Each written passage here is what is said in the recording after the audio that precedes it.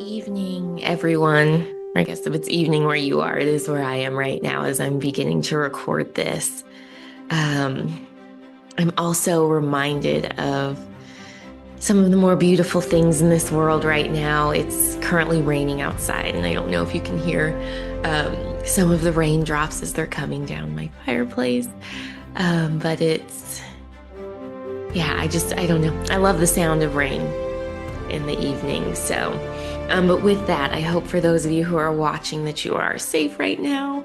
I know the storms in the east are getting very out of control, so I hope people are staying warm if any of you are watching from the East Coast, which I know some of my students are stuck there right now. So sending warm wishes. With that, I would like to dedicate this episode to, first and foremost, all the athletes of the Olympics. I think that as we exit the Winter Olympics, the Olympic season is over. Um, uh, Olympic athletes are incredible. But I more specifically would like to dedicate this episode to the women of the Olympics. They have broken so many barriers. And so this episode, as much as it's celebrating athleticism in all of its forms, is really a dedication to those women. So let's dive in. There is a silence before a race begins. It hums. It gathers breath from decades of doubt. It holds the weight of every voice that once said, "She can't." The Olympics present themselves as timeless, ancient columns, torch-lit ceremonies, but they are not timeless. They are historical. They are political.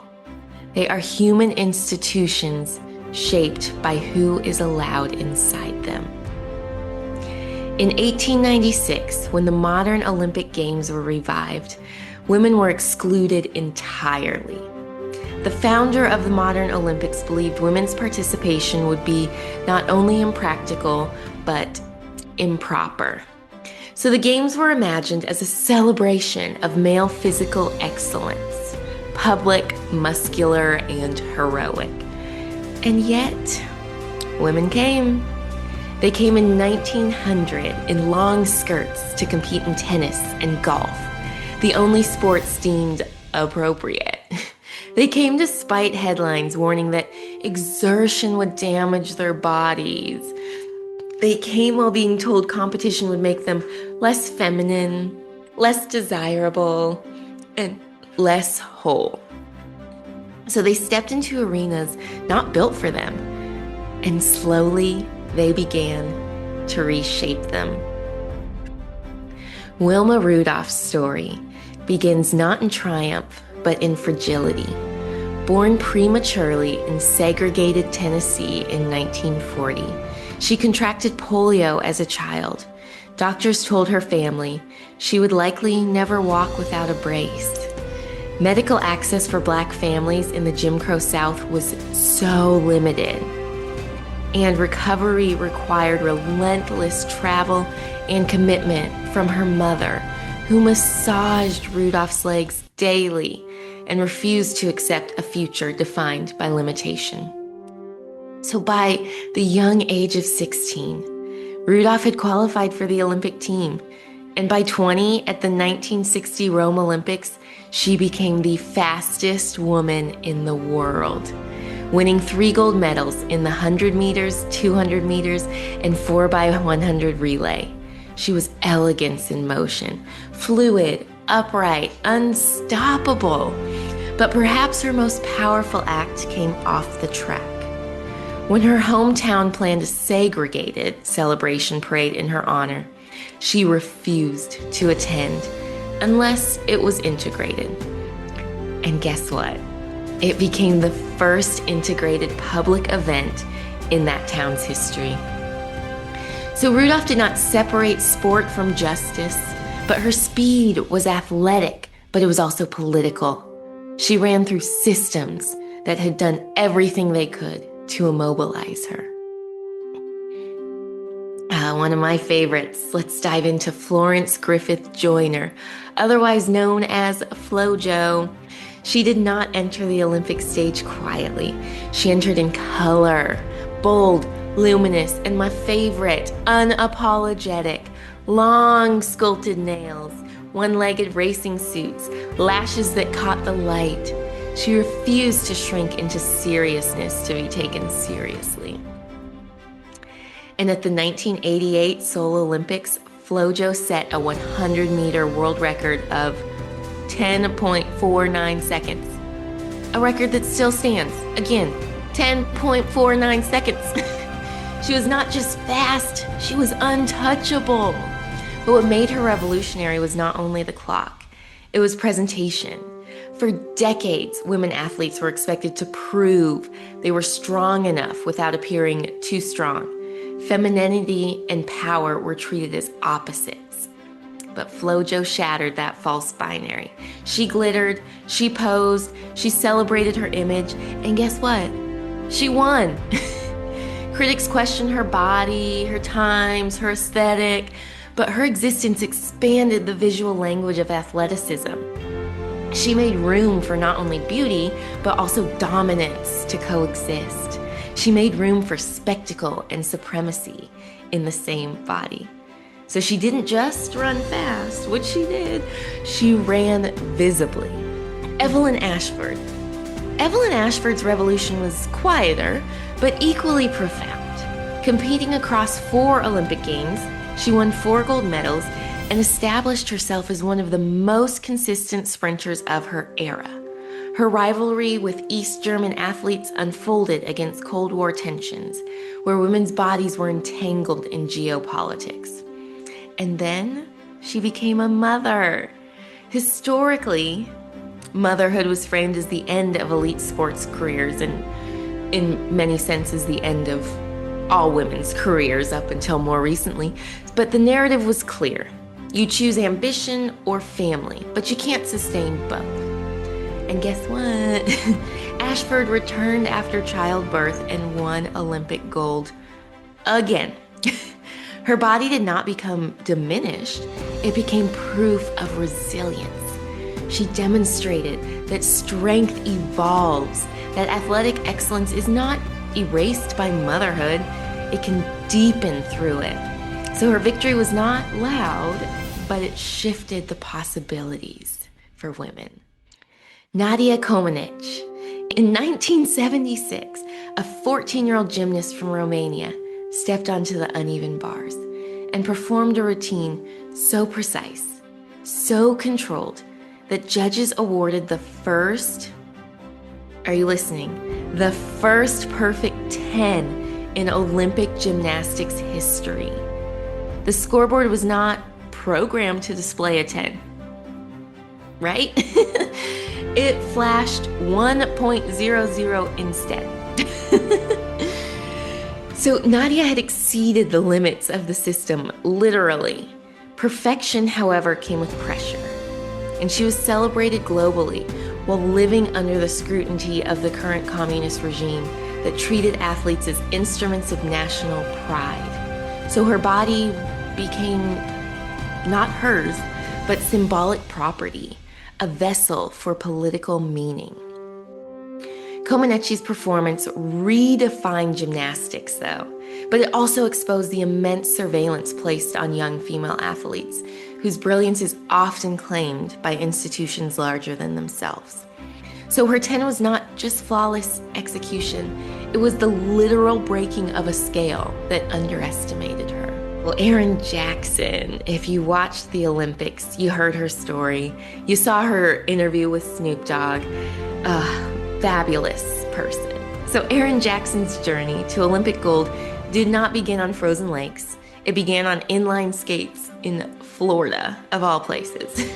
But she transitioned to ice speed skating not too long ago, just in 2017, an unusually late start in a sport that typically requires years of specialized access.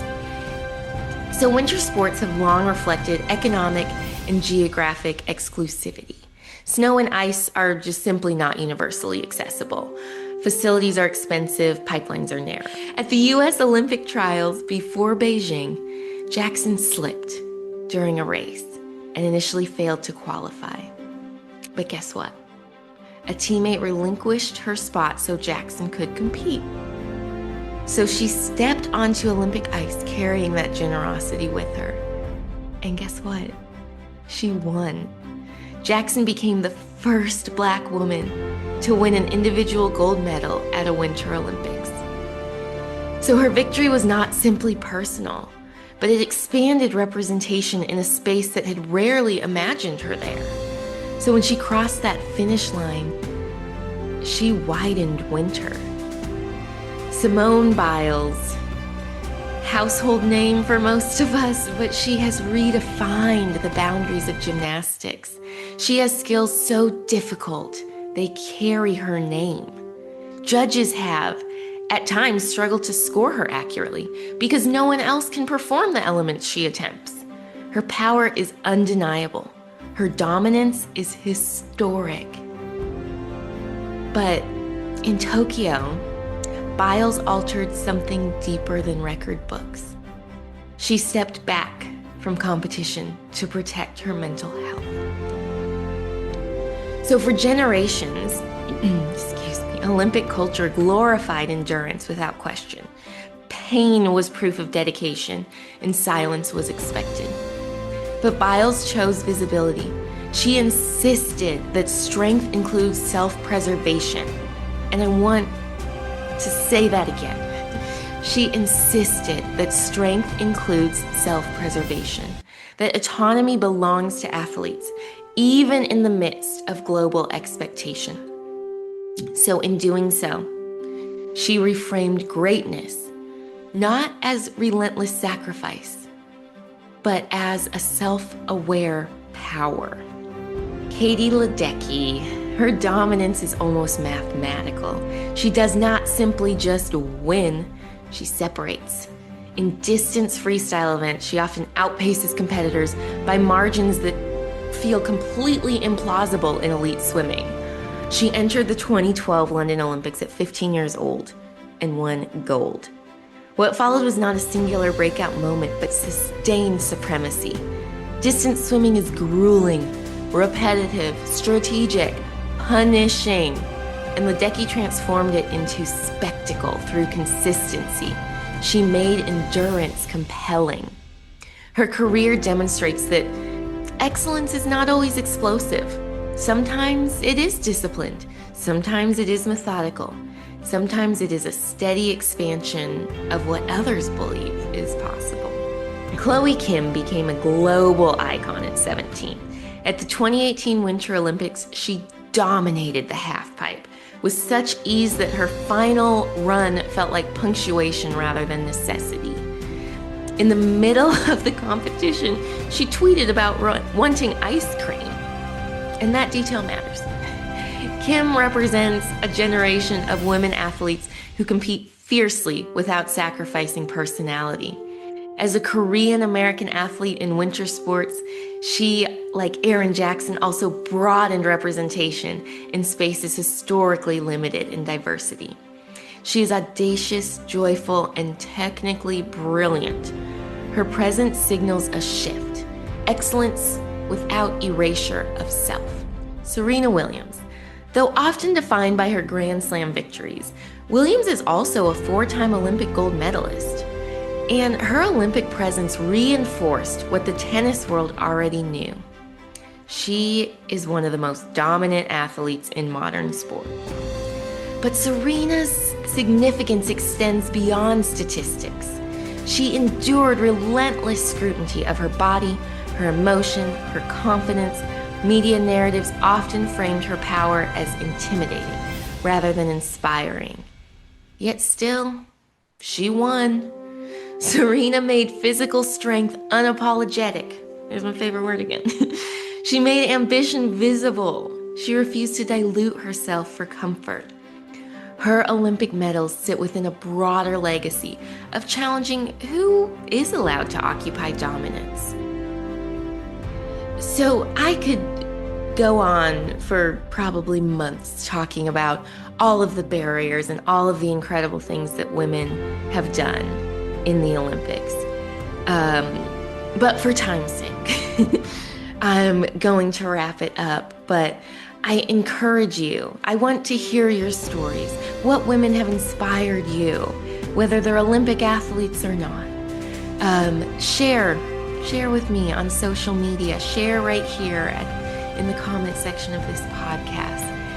Because as visible as the Olympics have made these women athletes, there are women every day who are doing incredible things.